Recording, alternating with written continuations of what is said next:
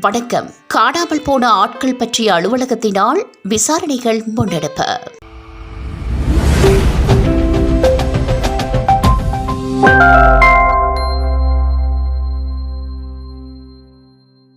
இனி விரிவான செய்தி.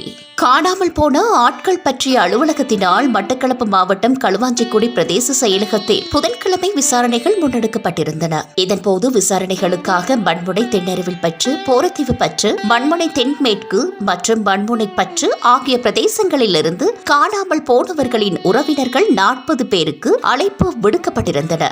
காணாமல் போன ஆட்கள் பற்றிய அலுவலகத்தின் ஆணையாளர் கிருஷ்ணமூர்த்தி, குழு தலைவர் விமலநாதன், பிராந்திய இணைப்பாளர் உள்ளிட்ட பலர் இதன்போது கலந்து கொண்டு விசாரணைகளை முன்னெடுத்திருந்தனர்.